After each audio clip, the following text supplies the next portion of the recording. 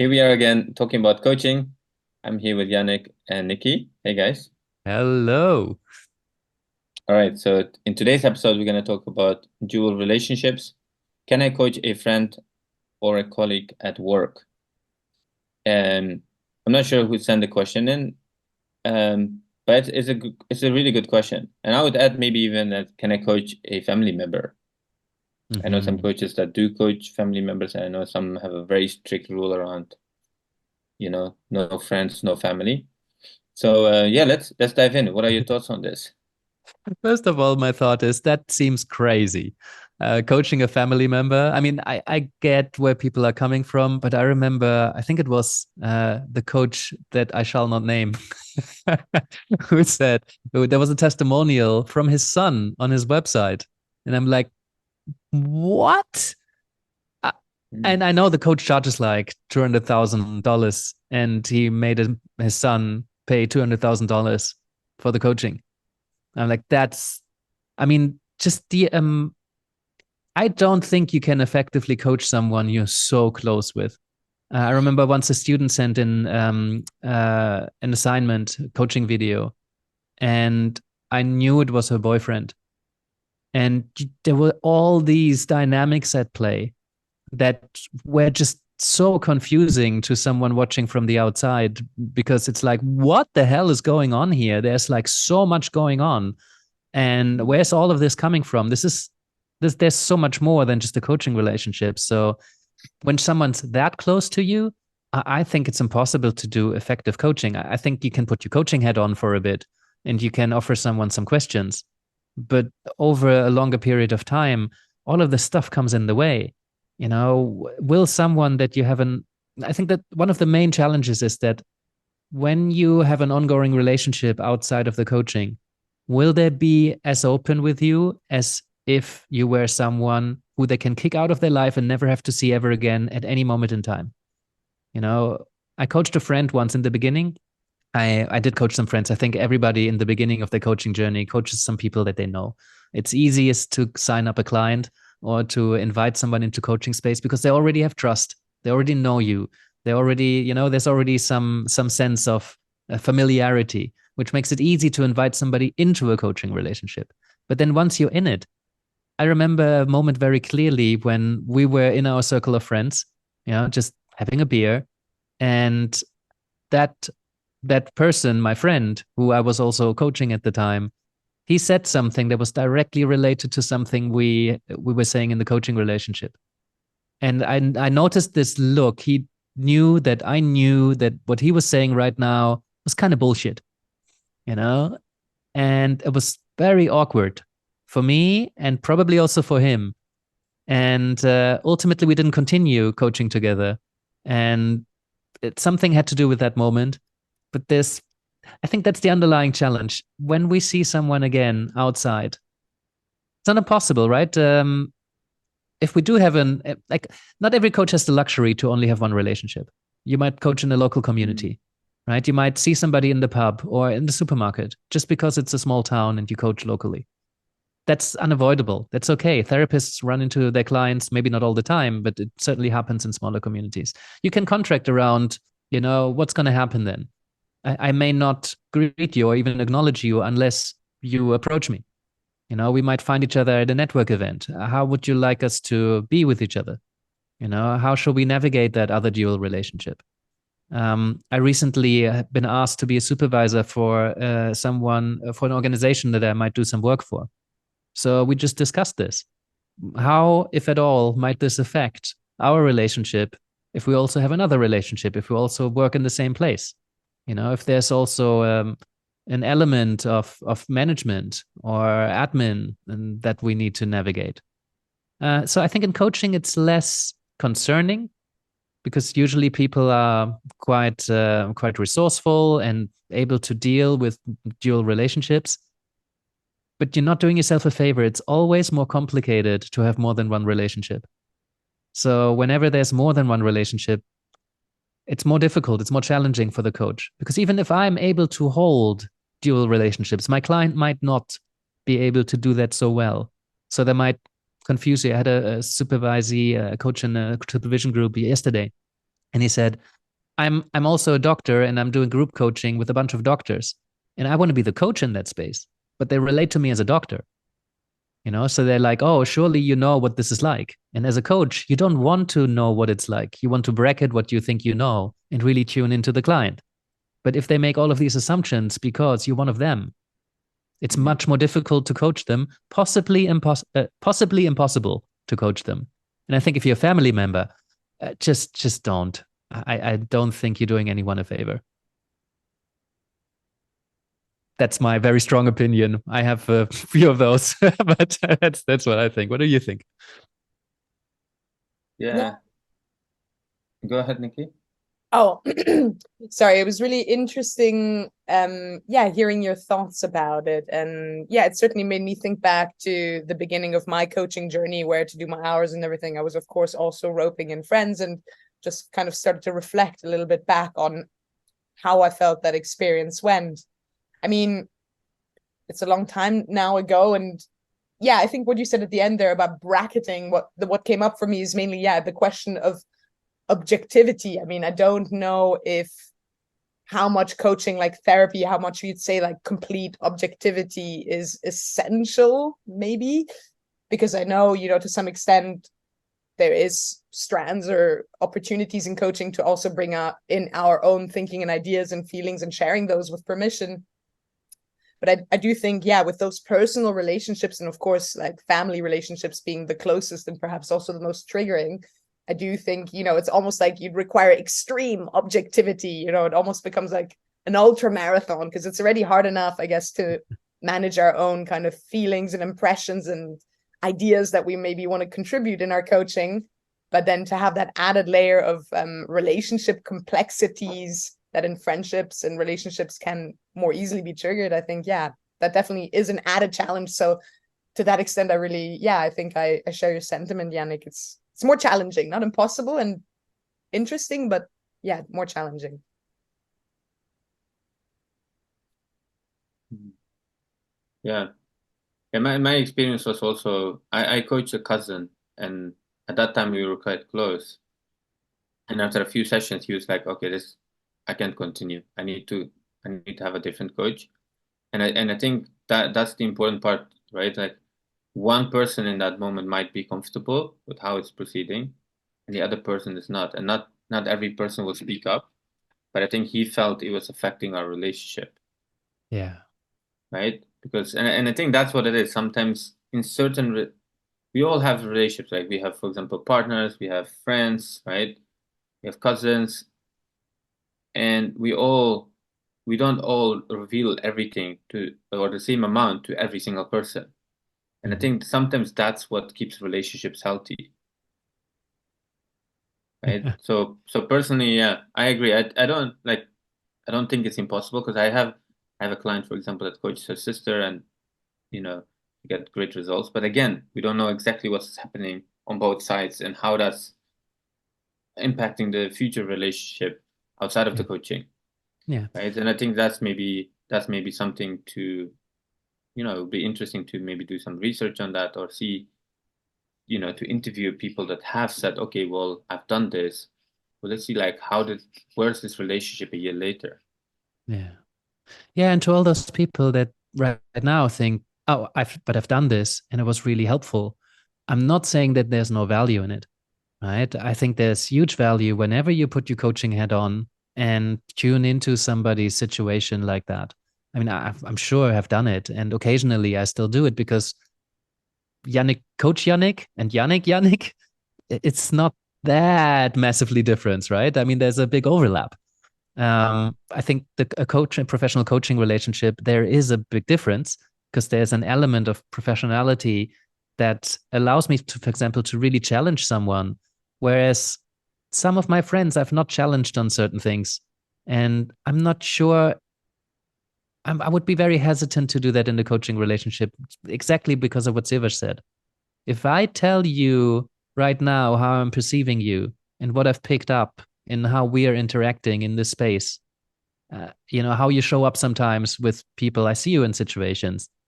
If I offer that to you, it'll be very challenging, and it can never be unsaid. And you might feel deeply challenged by this. And I was the voice of that challenge. And now you know that I think that. And we can never take that back. And we can never go back to what was before. We cannot really compartmentalize our dual relationships as clean as that. It just doesn't work like that.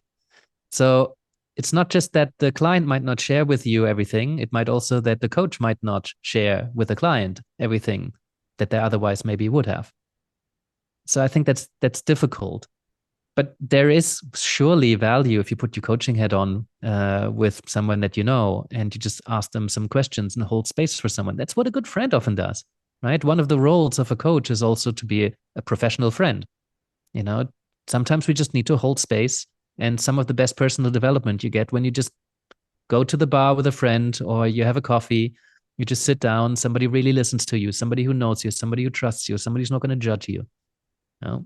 A lot of your friends will judge you, and not everybody is kind of trained at holding back judgments, but some friends really are. And I think most of us, hopefully most of us will have somebody in their life that is their friend and they hold space like a coach would, because they just have that kind of character, that way of being around them, even though it's not a professional relationship. So surely there's value in coaching a friend or someone you have a different relationship with also. But it does make things more complex. And I think over time, there are limits. Like if it was a family member, I know they would get much better coaching from someone else. Even if I were to be a better coach than that coach that they're working with, even then, I think they would probably get better coaching from them because they're removed from that situation. They don't have to bracket all of these assumptions and they're not risking the relationship, the other one. Yeah, I feel I really hear that, and I kind of feel on board with that. Yeah. Siawash, anything you would add? It feels like we're done. Could be a really short one. What do you think? Yeah, I think I think something that I often keep coming back to, right, is you don't need to take our word for it. Like, go and try it out. Go and experiment with it. Because I think sometimes people want to do it. Go and try it. Like, I know people that say, okay, I coach a friend or I coach a colleague, and again, go test it out.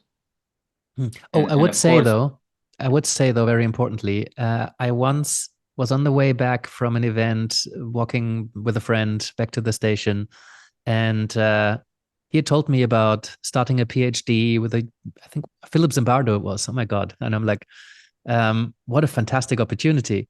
But he wasn't quite sure about it. Long story short, we were walking next to each other. I was just asking him some questions and listening. And at some point, we're really engaged in a conversation. At some point, he paused and he kind of looked over and he said, Yannick, you should ask me for permission when you coach me, right?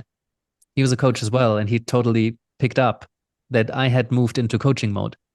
And that kind of felt quite natural for me, but there wasn't an agreement around it. And I think there's something unethical around really coaching somebody, like really moving into coaching mode without having the agreement in place and the permission. So I think, yes, try it out, but don't just go around and coach everybody. I think that's going to lead to some complications you may not have foreseen. The first thing that came up to my mind was, "Mom, stop coaching me," because I'm sure a lot of kids will have picked that up from their passionate moms who became coaches and know that this is a really effective way to help somebody think about stuff. But I think that contract that we have in place, that agreement, entering that space, both of us with intention and commitment, that makes a big difference. And I think it's an important part of the coaching. I find that really interesting what you just said, though. It made me think about this, like, but what is the difference between, if a friend says something to you, you would also potentially respond as a friend in the same way as a coach. As a coach, perhaps you have, more background information, more skills to ask them a better question. But what I feel I'm learning, even with friends at a more personal level right now, is the importance of, not giving advice and not doing all those things. But then I find myself asking quite coaching questions, because that's the best kind of open questions I know how to hopefully bring to someone who's presenting me with a challenge. But so I don't know, like, what's the difference between being a good friend who asks good questions in that moment, or, then suddenly being told you're putting on your coaching hat. Yeah, I think it's usually what happens in the beginning and at the end of sessions, of knowing that this is a session and entering a session rather than just being in conversation. Because I totally agree. If you just look at 5 minutes of a relationship where somebody's listening to somebody else or asking them questions or being curious about something, chances are you'll never see the difference, you know? But I think it's the container, the outspoken container that someone can agree to and commit to that makes this work rather than just talking to a friend about something. It's like you're working on something. It's not just having a conversation, it's a coaching conversation, it's work. That's for me is the difference. Yeah. What I often do is I might get really present with someone in a moment. So maybe we have a 2-3 minute mini coaching conversation, but then I stop and say, hey, you know what? If you would like to, I can create some space in my calendar for a longer conversation because I feel we need a long conversation. So for me, that's a little bit like my brother is a doctor, is a GP. If I talk to him, or if I've seen this before, if someone comes to our house, we have guests, and they're like, "Oh, my arm is really hurting or my head's hurting." He will ask a few questions, but then he doesn't say, "Go lie down. Let me just grab my tools and examine you." He will say, "Well, all right, based on the few questions that I asked you, I think you need to come in and see me on Monday, or you need to come in and go and see your doctor." Right? And I think that's a little bit of like almost like a discovery process, but then we stop and say, well, let's create some space. Come to my clinic, right? And I found that really useful. I've done the other way, by the way, where it just feels really awkward, and all of a sudden we're just talking at an event and we're going like deeper and deeper, and then it's like the other person's like, oh shit, I gotta run, right? And it doesn't really I don't think it serves us as coaches. And plus I agree with Yannick. I think it takes away the power of the coaching. And I think just having that permission, not just because here's the thing that I used to think about. It's like, well, if I ask you, can I ask you a question? That's permission, right? Mm-hmm. But then it's not the same as saying, well, hey, let's at the beginning of coaching conversation saying, all right, so we're gonna have a coaching conversation. Here's some agreements. I think it's a different, both work. You did ask permission if you say, hey, can I ask you some questions about that? But then it's different to saying, well, lie down. Let me examine you. Let's go. Let's really have a proper coaching conversation. I may be oversharing, but I recently went to a proctologist and I would not want them to be my friend. It was too intimate, I mean it's funny that it came up, but also I think there's a real point in there, right? If you're getting very intimate and there's things happening that you might not even want your wife to know. You might not want your best friends to know that about you. And if it's a doctor, if it's a professional, within a professional context, in a professional agreement, I feel comfortable with that. But I would not feel comfortable with that when it's a friend or somebody I see on the street. I would not ever want him to see him on the street or in the supermarket. And if I did, I'd probably ignore him and he'd probably be okay with that. So I might not go see a doctor on thinking that it might get that intimate. With a proctologist, you have an idea of what's going to happen. But when you go see a coach, you don't know. You don't know which places you're going to arrive at to explore and examine. So I think on that note, shall we leave that here? Or does anybody want to add anything? I mean, where do you go from there? Where do you go from there? Deeper and deeper. Deeper and deeper, clearly. Yeah. One last thing I want to leave here is, and again, this is not the only way to think about it. It's like the way I look at it is like, if I coach this person, will I show up in the same way? Like, will I hold back? And I've often found that with close relationships, for some reason I hold back or they're holding back. So it's, I'm not, like you said, like with certain people, I'm willing to share because I know this, they're not in my life. I'm not seeing them every day or I'm not seeing them every week, right? I can share parts of me because I know it's also almost like a safe container. And we close it, we come back to it, right? They can hold that. They're not, I can trust, there's deep level of trust. Like, I know they're not gonna bring it up or whatever. Right? And I think that's part of what makes coaching so great. Yeah, I think that's the most important point around dual relationships by far. Cool. Well, thank you. Curious about people who might be still disagreeing with this, because it seems like we're all quite aligned that it's not that there's no value, but that it's more complex, and that we better think hard about it. I wonder if people regularly coach people that they know and they've took our points to heart and reflected on it. I wonder what you think. This is the start of a conversation. I'm happy to change my mind when I'm faced with interesting experiences. Good. Thank you.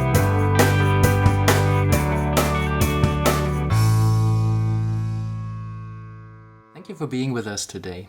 I appreciate your commitment to learning and growing as a coach. Just a few things before you go. First of all, we're doing this for you. So if there's anything you'd like us to talk about, do send us a question.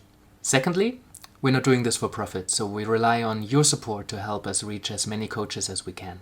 So if you can send this episode to a friend or tell a fellow coach about what we're doing here, maybe you can subscribe or leave us a review or even support us on Patreon. That would be amazing. And lastly, you can find us across all major platforms. So whether you like to watch or you like to listen or you like to download episodes and listen to it in your car while you're driving through somewhere with no internet, you can do so too. And that's it from us. Thank you, and I hope to see you next time.